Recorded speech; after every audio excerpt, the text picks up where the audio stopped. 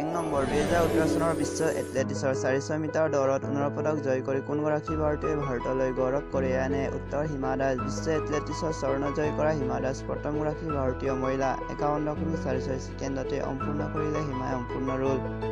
2 number 2018 চনৰ ভাৰতৰ কনিষ্ঠতম লেখক হিচাপে কাক স্বীকৃতি দিয়ে? উত্তৰ লখিমপুৰৰ 4 বছৰীয়া ইউ অয়ন গগৈক। মাত্ৰ 4 বছৰ বয়সতে হনিকম নামৰ গ্ৰন্থখন লিখি ভাৰতৰ কনিষ্ঠতম লেখক হিচাপে স্বীকৃতি পোৱাৰ অভিলেখ গঢ়িছে অয়ন গগৈয়ে। এই স্বীকৃতি ইণ্ডিয়ান বুক অৱ ৰেকৰ্ডছে প্ৰদান কৰে। 3 নম্বৰ কি প্ৰাণীয়ে শৰীৰৰ পৰা মূৰটো কাটি পেলালেও এক সপ্তাহময় জীয়াই থাকিব পাৰে? উত্তৰ পঁইতাচোৰা। বিস্ময়কৰ কথাটো হ'ল পঁইতাচোৰাৰ পাৰমাণৱিক যুদ্ধৰ সময়তো জীয়াই থাকিব পৰা ক্ষমতা আছে। 4 নম্বৰ পৃথিৱীৰ আটাইতকৈ ডাঙৰ প্ৰাণীবিধৰ নাম কি? উত্তৰ নীলাতিমি। এই প্ৰাণীবিধ ইমান ডাঙৰ যে সি 10 মহলাৰ অট্টালিকা এটাৰ সমান হ'ব।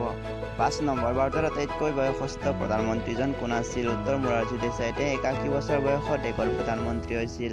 6 নম্বৰ মুদ্ৰা বুজাবলৈ ৰুপিয়া শব্দটো পোনপ্ৰথমে কোনে ব্যৱহাৰ কৰিছিল? উত্তৰ 1540 চনত শ্বেৰশ্বাহ ছুৰীয়ে প্ৰথম ব্যৱহাৰ কৰিছিল। 4 নম্বৰ মানৱ শৰীৰৰ আটাইতকৈ ডাঙৰ অংগটো কি? উত্তৰ মানুহৰ ছালখন। 8 নম্বৰ মানুহৰ দেহত মজুত থকা কাৰ্বনেৰে কিমান ডাল পেঞ্চিল তৈয়াৰ কৰিব পৰা যাব? উত্তৰ 9000 ডাল পেঞ্চিল তৈয়াৰ কৰিব পৰা যাব। 9 নম্বৰ আধুনিক অলিম্পিক প্ৰথমে ক'ত অনুষ্ঠিত হৈছিল? উত্তৰ এথেন্সত 1896 চনত। 10 নম্বৰ অলিম্পিকৰ মূল মন্ত্ৰ কি? উত্তৰ বেগবান, ঊৰ্ধ্ববান আৰু বলৱান। 11 নম্বৰ ভাৰতক কিয় প্ৰজাতন্ত্ৰ বুলি কোৱা হয়? উত্তৰ কাৰণ ভাৰতৰ ৰাষ্ট্ৰৰ মুৰব্বীক জনসাধাৰণৰ দ্বাৰা নিৰ্বাচিত কৰা হয়। এই কাৰণে ভাৰতক প্ৰজাতন্ত্ৰ বুলি কোৱা হয়। 12 নম্বৰ ভাৰতীয় সংবিধানৰ কোনটো অনুচ্ছেদে জম্মু কাশ্মীৰক সঠিক ক্ষমতা দিছে? উত্তৰ সংবিধানৰ 370 নং অনুচ্ছেদে জম্মু কাশ্মীৰক সঠিক ক্ষমতা দিছে। 13 নম্বৰ 2018 চনৰ দেশৰ ৰাষ্ট্ৰীয় চলচ্চিত্ৰ বঁটা কোনখন গ্ৰন্থে লাভ কৰিবলৈ সক্ষম হয়? উত্তৰ ৰীমা দাসৰ ভিলেজ ৰকষ্টাৰ্ছ। 14 নম্বৰ কোনখন ছবিক 2018 চনৰ শ্ৰেষ্ঠ হিন্দী ছবি হিচাপে স্বীকৃতি দিয়ে? উত্তৰ নিউটন। 15 নম্বৰ কোনগৰাকী ৰজাই জোতা সৰুকৈ তৈয়াৰ কৰাৰ অপৰাধত মুচিক জোতাযোৰ শাস্তি হিচাপে খাবলৈ দিছিল? উত্তৰ স্পেইনৰ ৰজা দ্বিতীয় ফিলিপে। 16 নম্বৰ কোন নদীত মাছ নাই? উত্তৰ জৰ্দান নদীত মাছ নাই। 17 নম্বৰ আলেকজেণ্ডাৰৰ গুৰু আছিল এৰিষ্টটল। এৰিষ্টটলৰ গুৰু কোন আছিল? উত্তৰ প্লেটো এৰিষ্টটলৰ গুৰু আছিল। 17 নম্বৰ কিমান চনৰ পৰা অৰ্থনীতিৰ ক্ষেত্ৰত নোবেল বঁটা দিয়াৰ সিদ্ধান্ত লোৱা হয়? উত্তৰ 1969 চনৰ পৰা অৰ্থনীতিৰ ক্ষেত্ৰত নোবেল বঁটা দিয়াৰ সিদ্ধান্ত লোৱা হয়। 19 নম্বৰ বৰষুণৰ পানীত কি ভিটামিন থাকে? উত্তৰ ভিটামিন B12। 20 নম্বৰ কি প্ৰাণীৰ তেজৰ বৰণ বগা? উত্তৰ ফৰিঙৰ তেজৰ ৰং বগা।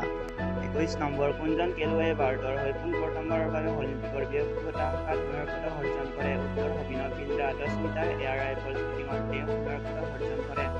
22 নম্বৰ কোনখন দেশে অলিম্পিকত হকীত সৰ্বাধিক সোণৰ পদক অৰ্জন কৰিছে? উত্তৰ ভাৰত।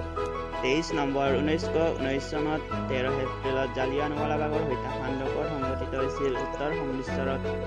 জেনেৰেল ডায়াৰৰ নেতৃত্বত সংঘটিত সেই হত্যাকাণ্ডত ভাৰতীয়ই প্ৰাণ ত্যাগ কৰিব লগা হয়। এই হত্যাকাণ্ডৰ বিৰোধিতা কৰি ৰবীন্দ্ৰনাথ ঠাকুৰে ব্ৰিটিছে দিয়া ন্যায়িক উপাধি ঘূৰাই দিয়ে। 24 নম্বৰ কিমান চনত ভাৰতৰ ৰাজধানী কলকাতাৰ পৰা দিল্লীলৈ নিয়া হৈছিল? উত্তৰ 1911 চনত ভাৰতৰ ৰাজধানী কলকাতাৰ পৰা দিল্লীলৈ নিয়া হৈছিল। 25 নম্বৰ বিশ্বৰ আটাইতকৈ ডাঙৰ উদ্যোগ হিচাপে কি উদ্যোগক স্বীকৃতি দিয়া হৈছে? উত্তৰ পৰ্যটন উদ্যোগক বিশ্বৰ আটাইতকৈ ডাঙৰ উদ্যোগ হিচাপে স্বীকৃতি দিয়া হৈছে। এই উদ্যোগৰ লগত প্ৰত্যক্ষ বা প্ৰত্যক্ষভাৱে জড়িত হৈ থকা লোকৰ সংখ্যা 24 কোটি। 26 নম্বৰ বিশ্বৰ আটাইতকৈ উচ্চ স্থানত থকা যুদ্ধক্ষেত্ৰখনৰ নাম কি? উত্তৰ ভাৰতৰ চিয়াচিন যুদ্ধক্ষেত্ৰ বিশ্বৰ আটাইতকৈ উচ্চ স্থানত থকা যুদ্ধক্ষেত্ৰ। 27 নম্বৰ পৃথিৱীৰ ভিতৰতে শীতলতম ঠাইখন ক'ত অৱস্থিত? উত্তৰ চাইবেৰিয়াৰ ভাৰ্কোনায়স্ক। আনহাতে দ্বিতীয় শীতলতম ঠাইখন হৈছে লাডাখ। 28 নম্বৰ এছিয়াৰ ভিতৰতে সৰ্ববৃহৎ পখিলা উদ্যানখন ক'ত অৱস্থিত? উত্তৰ অসমৰ নুমলীগড়ত অৱস্থিত। 29 নম্বৰ আমেৰিকাৰ জাতীয় পতাকাখনত থকা 50টা তৰাই কি সূচায়? উত্তৰ আমেৰিকাৰ জাতীয় পতাকাখনত থকা 50টা তৰাই আমেৰিকাৰ 50খন প্ৰদেশক বুজায়।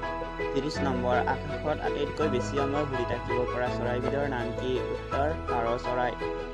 আজিলৈ ইমানেই। আকৌ লগ পাম নতুন ভিডিঅ' এটালৈ। ধন্যবাদ। আপুনি যদি আমাৰ চেনেলটো ছাবস্ক্ৰাইব কৰা নাই তেন্তে প্লিজ ছাবস্ক্ৰাইব কৰক আমাৰ চেনেলটো আৰু ভাল লাগিছে যদি লাইক কৰক, কমেণ্ট কৰক, শ্বেয়াৰ কৰক। ধন্যবাদ।